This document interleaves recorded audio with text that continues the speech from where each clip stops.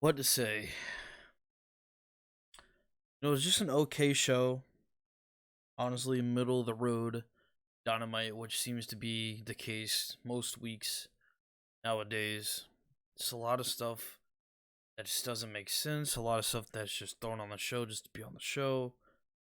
They further some storylines week to week, and you have people involved in different storylines, multiple storylines, and just feels so convoluted and hard to keep up with for the average fan. They did a lot of good things on the show, and they did a lot of bad things on the show. Not every Dynamite is going to be a perfect episode. There is criticism to be given, and there are praise to be given. So let's talk about it. Show kicked off with Moxley and Yuta versus Cassidy, Orange Cassidy, and Hook. Right, a little preview match before their pay per view match at Full Gear between Moxley and Orange Cassidy. And I felt like the only logical way to go about this match is to have Orange Cassidy and Hook lose. You don't want to beat Moxley because of what Moxley's been doing in recent weeks. He's been out injured, and Hook hardly ever loses, so you can pin Hook here. And I feel like when matches, when the Blackpool Combat Club have matches and Yuta's in there, I figure a lot of people think that Yuta is gonna eat the pin, and I'm glad that they beat Hook here instead of Yuta. Just like at the New Japan show in Dallas on Saturday, it was Moxley and Yuta versus Finley and Kenta, and I felt like they were obviously just gonna pin Yuta here, but they didn't. They pinned Kenta, and here they beat Hook, which is interesting because Hook hardly ever gets beat. And in a tag team match like this, to further and elevate the feud between Moxley and Cassidy, I felt like the only decision was to beat Orange Cassidy and Hook. And as far as the match goes, I really enjoyed the stuff between Yuta and Hook. They did a lot of nice stuff in there. Moxley and Cassidy was just there for me. But yeah, I really like the stuff between Yuta and Hook specifically. Um, it's not like they beat Hook in like a weird way. Moxley hit the Death Rider, and then Yuta beat him with the what they call it, the seatbelt lock. Such a dumb finisher name or dumb pin name. After the match, Moxley gets on the mic, says that he will walk out Full Gear as international. Good stuff. Good stuff. Okay match. Further the storyline. Added more build to the match between Moxley and Cassidy at the beginning. Good stuff. Then they show backstage, well, not really backstage, but out in the parking lot. Kenny Omega, Jericho, Ibushi, and Paul White all walking to the building in suits. Like men in black suits. For what reason? I don't know. I thought it looked kinda hokey. And Tony Schiavone's in the ring. He brings out Hangman Page and Swerve Strickland. Says that there's a stipulation to where they cannot make contact with each other at all, or the match will be canceled and they will both be suspended for the rest of the year. So Hangman comes out, Swerve comes out, and Hangman absolutely grilled Swerve in this promo segment.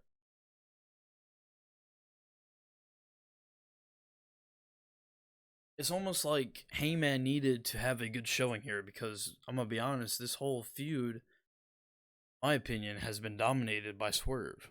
Hangman needed a good showing here, especially like we're 3 days away from the pay per view. So Hangman needed this badly because they did the whole home invasion thing, and then the following week he has a match. Like why was there a match to follow up a home invasion. That match for the ROH title, that could have been on Rampage or Collision, because who gives a fuck, right? It just feels like during this feud they've done a lot of stuff like not in order. That's like the best way I can explain it. Like they've done a lot of good things, but just like not in the right order of what they should have done. If anybody catches my drift on that. But yeah, Hangman just destroys Swerve, which he needed to do. Calls him worthless, coward, phony, fraud. Says he's dumber than he was 2 years ago when he got fired from WWE. He says that he's not the man that he thinks he is, and that's why his fiance left him, and his kids don't want to talk to him. He says Nana's been making a living off Swerve's back and buys weed from kids at high schools, which is a weird thing to say if Nana really is buying weed from children. And it makes Nana look like a fucking weirdo. He says that he's gonna steal Nana's weed, and then the crowd breaks out with the weed chant, which is hilarious. And Hangman calls him a child, and he's gonna teach him a lesson at the pay-per-view. You know, I really hate. That's such a weird, like kiddish thing to say. Well, I'm gonna teach you a lesson. It's so overdone and overused, and it's really corny, to be honest. That's really the bad part about this was of this promo battle. It really wasn't a promo battle. Swerve didn't say anything, but this segment was all.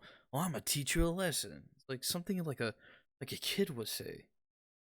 But anyways, so Hangman then jumps Nana, and Swerve can't touch Hangman because of the stipulation.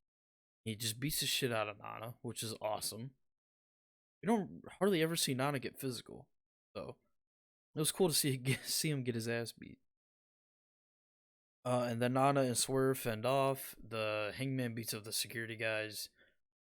That closes the segment. Excellent segment. Great showing from Hangman. He's really good at promos when he has a drive for it. And Swerve didn't really do anything but show great facials. No, he looked really pissed off at the things that he was saying. So it's believable. Good stuff here for the pay-per-view. We go backstage to Roderick Strong and the Kingdom. They call Adam Cole, and Adam Cole appears on the screen again. Every fucking show. Roddy tells Adam that he knows who the devil is and says it's MJF. Adam says that he thinks Roddy is the devil, and then Adam leaves the call. And that was it.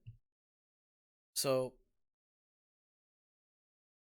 I generally have no idea who the devil person is. I think this whole MJF babyface thing is just a rouge, and MJF is just gonna go back to being a bad guy, rather that he is a devil or not, or he has somebody working with him, or if it's Adam Cole or not. But thing is, Adam's gonna be off TV. Well, he's on TV every week, but he's not physically gonna be at TV for like a long time because surgery in his foot. Let's go through rehab and all this stuff. So I don't really expect Adam Cole to be the devil. I know a lot of people think it's CM Punk. As interesting as that would be, I don't think bringing back a guy that you fired for whatever the reason was, exact reason, because they never really put out why other than safety of others or whatever. So I don't think it would be Punk. If it is, I think that'd be awesome. It's such a twist. CM Punk and MJF to be in cahoots with each other. But it's just I don't know. I don't know about this whole devil thing. Now the thing about Roddy being the devil,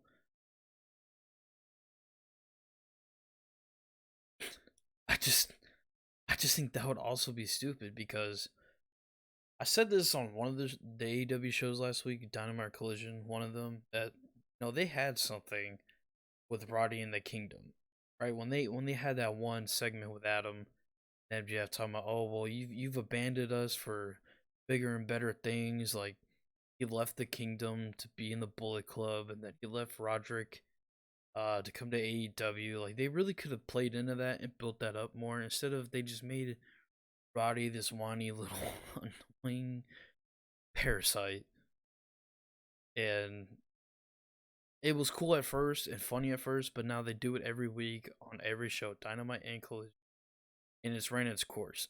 So, and for them just to do this and then to make Roddy the devil, it doesn't work for me anymore. Like you would have had me if they didn't do this whiny Roddy stuff every show for this long. They could have had me on Roddy being the devil, but it's ran its course. So I don't know who the devil is at all, and I know having Adam show up on the screen every week is annoying now. It's over. They overuse stuff a lot. Let's just say that. And yeah, but again, I don't really see a lot of people thinking Roddy's that. I don't know what they're doing. I don't know what they're doing with this guy in the Kingdom. The Kingdom are a good tag team. They're doing this stupid comedy that's ran its course. Same thing with Roddy. Roddy's a good wrestler. Now, granted, this is probably the most charismatic Roderick Strong has ever been in his career, but it's ran its course. And making him the devil, I don't think would work at all. It could have, but now I don't think it would. Then we get the other half of the women's eliminator tournament thing, whatever the fuck they're calling it. Just so stupid. Just call them number one contenders matches. That's all you had to do. Sky Blue, Red Velvet. Now, as much as I don't think Velvet deserved to be in this whatsoever, because she literally just came back last week and lost to Julia Hart, the other woman in this match, in the three-way match. But they showed a recap of what happened on Rampage. So she beat Ruby Soho on Rampage. Yay, good for her. Ruby Soho has been a non-factor in the women's division for a long fucking time. So they show, oh, she beat Ruby Soho. Sure, she's a non-factor in the division nowadays. What does beating Ruby Soho elevate Red Velvet to a number one contenders match for the women's championship in her second match back from being gone for 9 months, and then she lost to Julia Hart, the other woman in the championship match? Doesn't make any sense to me. It's stupid and it's lazy booking and lack of build in other women in the women's division. Sky beats Sky beats Red Velvet in a pretty good women's match. You know, the match itself was pretty good. Not gonna lie, they did a lot of cool spots. Velvet did look good. Sky looked really good. And Sky's really playing into the heelish stuff. She did a lot of heelish stuff in the match. Sky wins with a code blue and a pretty shaky code blue. She's done a lot better code blues than when she hit on Red Velvet. So Sky wins. So now it's going to be Julia, Statlander, and Sky Blue at the pay-per-view in a three-way for the title. Now I'm intrigued.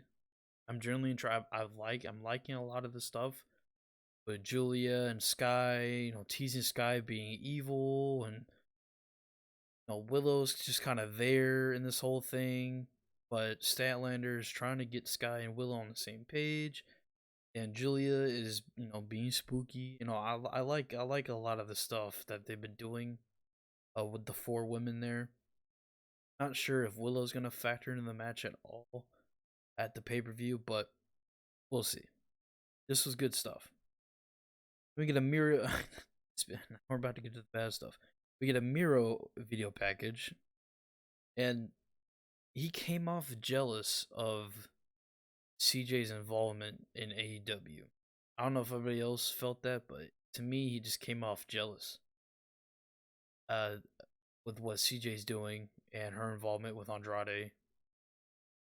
And then he just seemingly cuts a promo on Garcia, setting up a match between them two on Collision. Now, this is what I mean by bad, right? Why is Miro being jealous of CJ? Like, why? For what? She came in, she says, hey, I want to be a good manager and I want to represent other people. Miro was doing just fine on his own. Granted, he was hardly ever on TV, and when he was on TV, he was doing good stuff, but for the most part, he's hardly ever on TV. So, if she wants to come in and manage other people, that's fine, dude. You don't need her. Miro does not need CJ at his hip. Maybe in WWE, sure, but now we see what he can do on his own. We see the promos he can cut by himself. We've seen the vignettes that he can produce by himself. We've seen the matches he can do by himself. He does not need CJ. So why is he acting jealous that CJ is representing other people? You don't need her, man. You simply just do not need CJ at all. You don't need her. Everyone has seen that you don't need her. Why are you getting jealous, bro? Yeah, she's your wife. Sure, cool. You get to go home and bang that every day. Andrade's not. Andrade's banging Charlotte.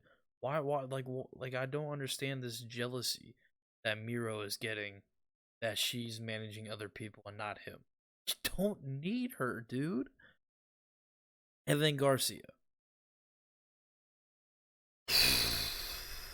So Garcia beats Tremperetta on a rampage and has the balls to call it MJF for a world title match. Has that world title match last week. Pretty good match.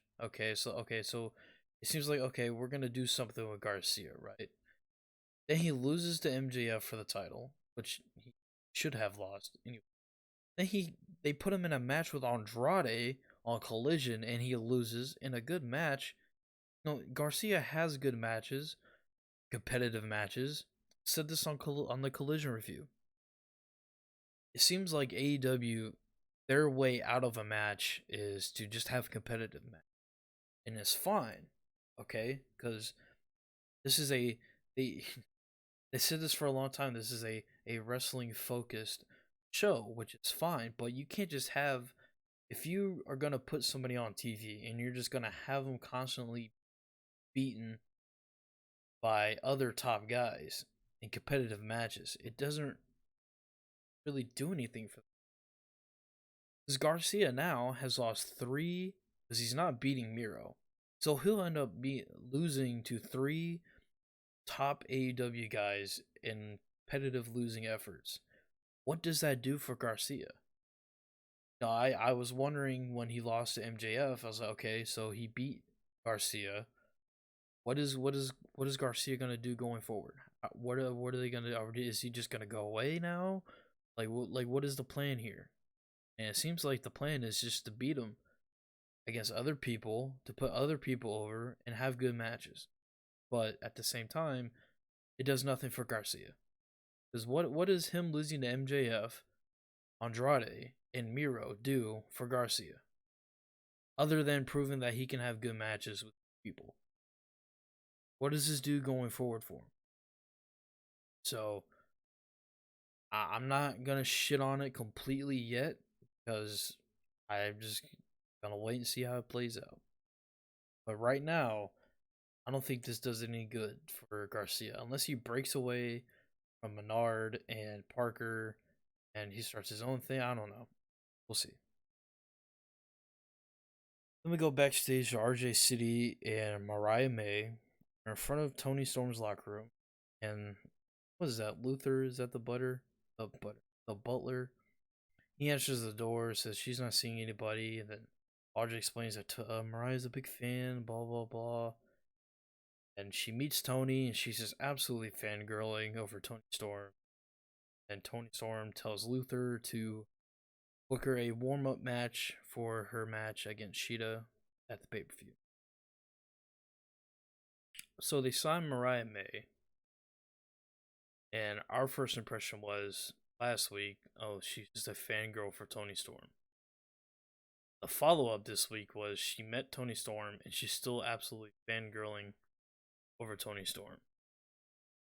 That's our That's how we're supposed to take this new signee that they signed. So they signed a fangirl. Tony Khan signed a fangirl to be a part of the women's. That's where they're the AEW women at right now. They're signing fangirls. Now I know I've seen her before a couple times in Stardom, right? She's pretty good in the ring and she's charismatic and can cut pretty good promos. But to the AEW audience, all they see is, oh, they signed a fangirl. So I don't know what this does. I don't know where this is going. If she's just going to be a lackey for Tony Storm, I don't know. Or she's going to be that assessed fangirl that sees zero attention from her and then she turns on Tony Storm and blah, blah. I don't know. But right now, I just think it's stupid. Samoa Joe comes out for a match against Jobber. He squashes him. Whatever reason, I don't know. Just to make Joe look good, I guess. Whoopity doo. Mojo wins a squash match. You know, Joe is a guy that I think could be the world champion of the company, but instead he wins easy matches, but when it comes to big time matches, he always loses. And the same thing for his WWE career. This guy is notorious for losing big matches against big names or just championship matches in general. That's what Joe. That's what I look at Samoa Joe. He's just a guy who can just you can put in a situation to have good promo segments, good matches, and he'll never win big matches. And we've literally just seen Samoa Joe squash people on TV like weeks now. So I don't get the point of it. We see so many squash matches on AEW TV nowadays. It's really bad on Collision, but it's starting to bleed over into Dynamite now, and it's ridiculous. What is the point of having all these people on your roster if you're gonna have 5 squash matches on your TV week? Sometimes it's more than 5 matches. So again, cool, yay, Joe wins, but for what? Then he cuts a promo on MJF, says he again offers his friendship to MJF. So instead of just having a squash match, you could have just had Joe come out to cut a promo on MJF. That would accomplish more because we know Joe is good. There's no point of having a squash match.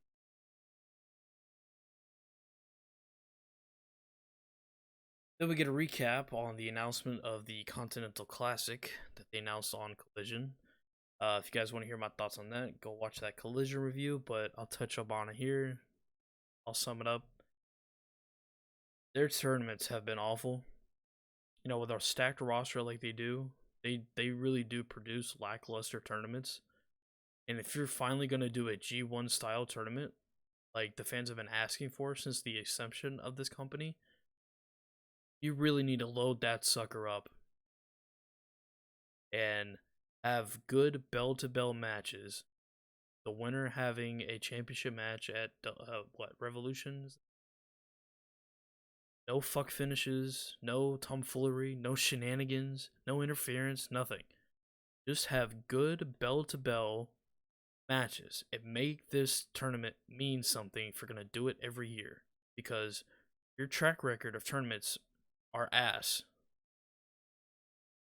The last tournament they did was for the Grand Slam thing, right? And what they do, they pre-set up the match between MJF and Samoa Joe on a Dynamite before the participants of the tournament were announced. They already set up the match,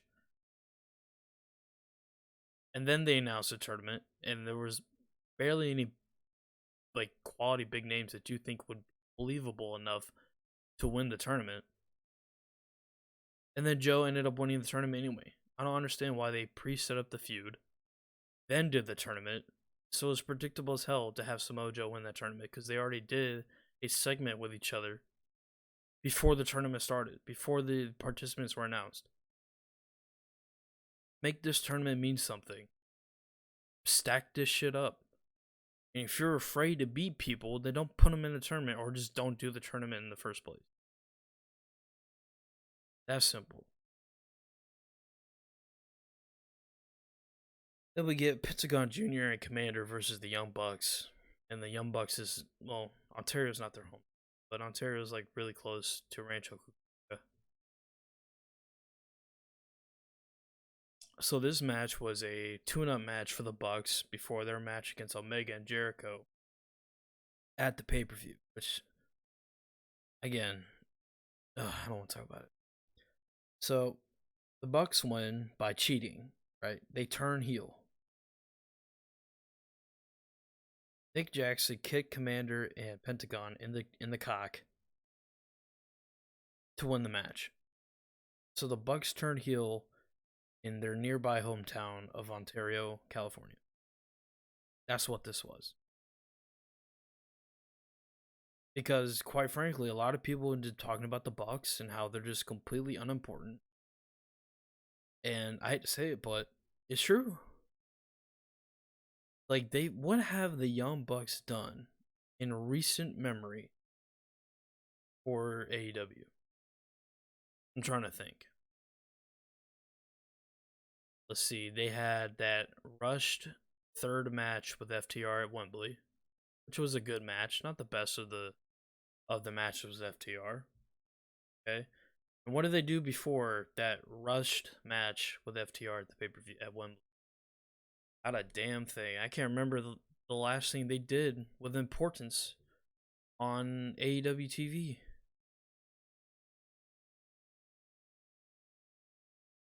They're just there. And it sucks because I was on the Young Bucks hype train back in the Ring of Honor days, back in 2016, 2017. And ever since this company started, they've just always been guys who are just there. Which sucks because they're a good tag team. A lot of people hate them, but they are a good tag team. They can have good matches. Yes, they do a lot of the same stuff in the matches, but that's what wrestlers do. Wrestlers do their same moves in their wrestling matches. Every Undertaker match, Tombstone, Pile Driver, Chokeslam, Ride from Hell, the rope walk into the thing, Batista bomb. Like, these wrestlers are supposed to do the same type of moveset in their matches because that's what people want to see. But yeah, the Young Bucks just don't do anything. They seem like far less important than they did when this company started. And I don't know if that just because they just wanted to take a back seat and elevate other people or focus the show on other people and not put themselves forward because the company is named after them. So I don't know. So after the match, they go backstage to have a post-match interview. Kenny Omega comes into frame. Nick Jackson says there's no heat with Kenny. The heat's with Jericho. Jericho comes in, calls them jackasses and kids, and then they scuffle. This Jericho-Omega Young Bucks feud started 3 weeks ago. And it's a pay-per-view. By the way, this feud started while Omega and Jericho were feuding with the Don Callis family, which, to be quite honest with you, that feud with the Don Callis family has been going on forever, it seems like. So why shift the feud? I don't understand why intertwining different people with different feuds instead of just focusing on one feud. It can be done, right? It can, but they do it a lot with different people. Look at MJF, right? He's feuding with he's involved with all these other people. Omega and Jericho are feuding with the Don Callis family and the Young Bucks. Darby, Sting, and Edge were involved with Christian, Nick Wayne, and Luchasaurus, and then all of a sudden we have this new heel group formed on Collision, Archer and the Righteous, start beef with Darby. It's just like all these people are feuding with multiple other things, and it's convoluted and it's loaded. Then the Guns come out for a match. They squash a group of jobbers. Again, another squash match on TV. Wow, who'd have thunk? So they beat these guys in 2 seconds. They get on the mic and they talk about MJF having no friends anymore, and he's losing a lot of things, and his friends are gone, and the ROH titles are soon to be gone. They say Guns up, and that was that. Again, you could have just had them come out to cut a promo instead of a squash match. We see too many squash matches on AEW TV. Again, what's the point of having a roster like this if you're going to have 5+ squash matches on TV weekly? Then we get a Wardlow hype package. Talk about MJF. Says MJF's time's running out and he will make the devil my bitch. And during this video package, he's just beating up this guy in the ring. So sorry for that guy. But again, what are they doing with Wardlow? They're setting up this match with MJF while MJF is currently involved with Jay White, Samoa Joe, the Guns, it's Bullet Club in general. Like what are we doing with Wardlow? He showed up on TV, had some squash matches. Then we get weeks of vignettes, and then he comes in for another squash match, and then he chokes MJF backstage, and then we're back to vignettes. What are we doing here? It's stupid.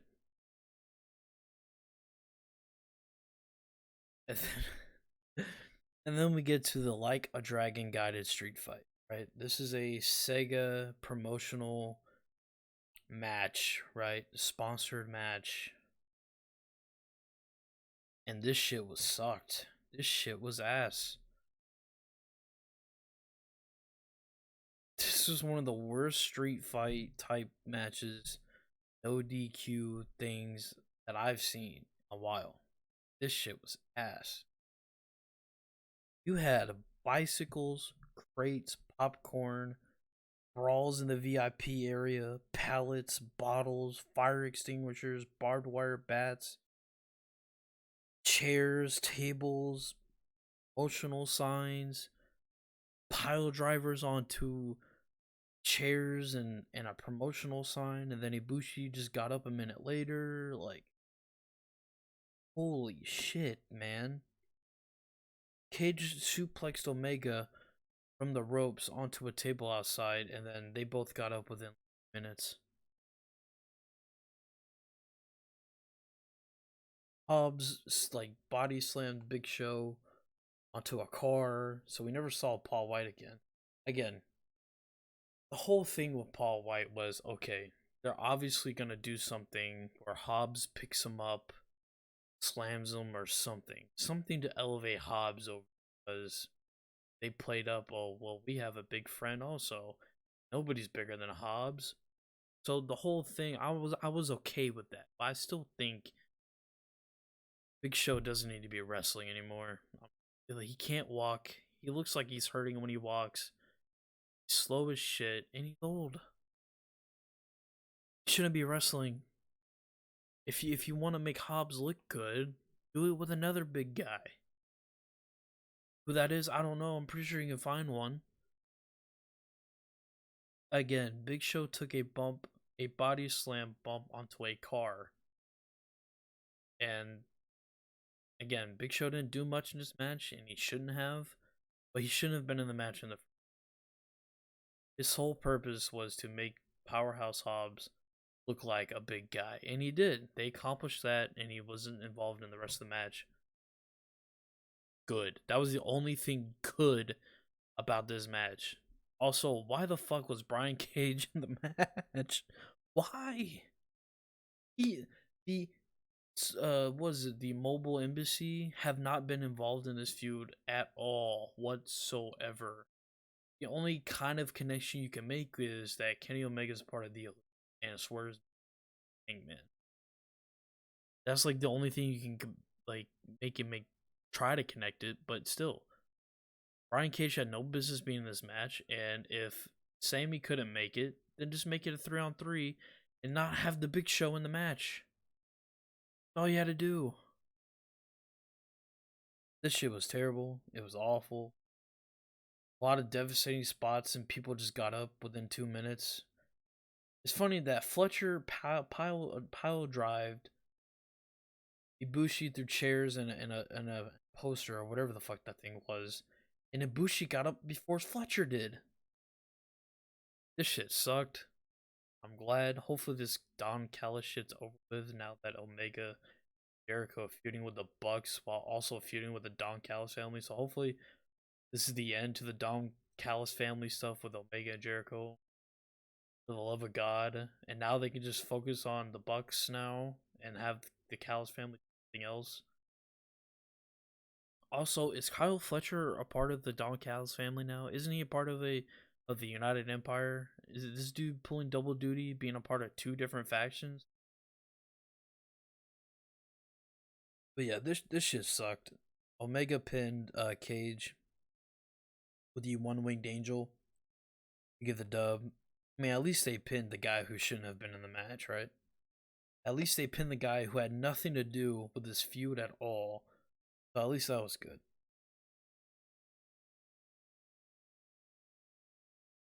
Now it's the last segment of the show.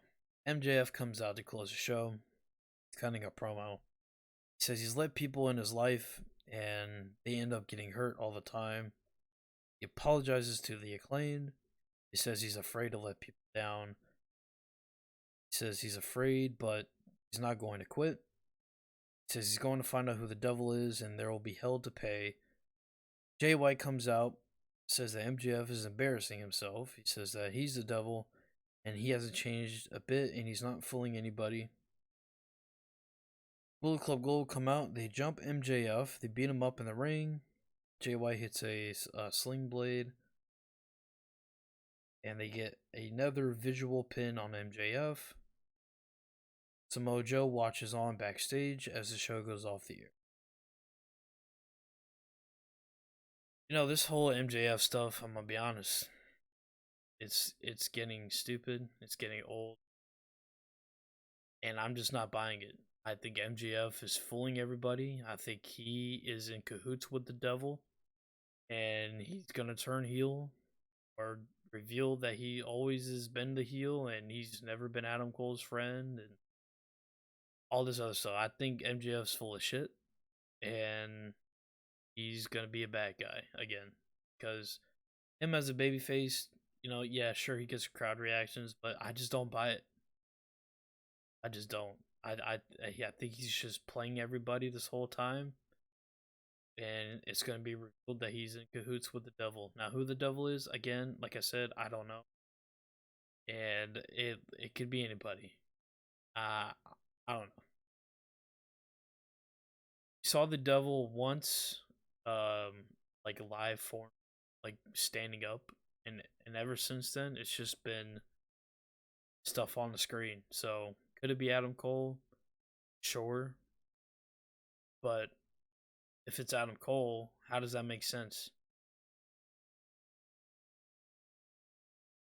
Interested to know who the devil is, but again, I don't buy any of this MJF babyface stuff. I think he's pulling everybody's leg. So Full Gear is Saturday. Let's look.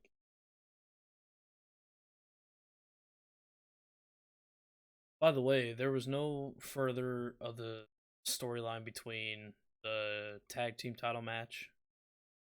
We got nothing to advance that at all on this show.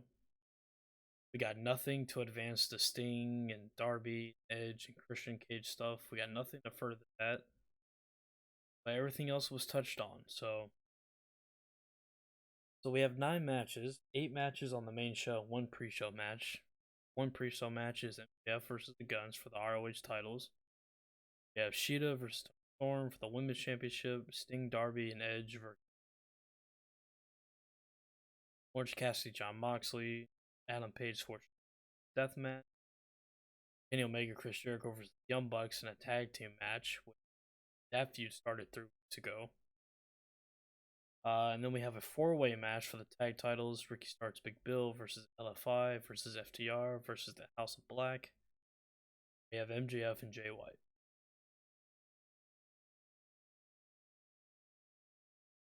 I don't think Omega, Jericho, and the Bucks should be on the pay-per-view. I don't even know why this match is happening and why they're having a match so soon. Swerve should definitely beat Page in the death match. Moxley should beat Cassidy. Christian Luchasaurus and Nick Wayne probably gonna win that match. Sheeta needs to beat Storm to further Tony Storm going even more crazy. Again, if Tony Storm wins, I'm just gonna be like, what the fuck are they doing with Sheeta? Like, she won the title, she beat Tony, and then she dropped the title to Saraya, and then she got the title back from Saraya, and for her just to lose the title to Tony Storm, the hot potatoing of the women's championship is ridiculous. It's probably just because of the bad booking of the women's division. The women's division has no fucking direction. And like I said, I like the stuff Tony Storm's doing, and I like the stuff between the 3-way women's match. I like all that stuff that's been going on with those respective women's matches, but everything else in the women's division is just fucking trash. And then, of course, MJF and Jay White, they built this up. As for as much as the other stuff MJF is being intertwined with, they've done as good as they can to build up MJF and Jay, considering all the other people that MJF is involved with. So, we'll have to wait and see. That was Dynamite review. Thought it was just okay show. They furthered a lot of stuff and a lot of bad stuff. Just another average Dynamite show. You guys leave a like, comment, subscribe, notification bell, all that good stuff. Follow my socials for more. I stream video games on Kick, so if you guys want to come there, like wrestling, I'm always down for that. And peace out. See you guys for my Impact review for tonight. Got Josh Alexander and Will Ospreay. Should be a banger. Can't wait to watch and review that. So I'll see you guys for the Impact review. Peace out.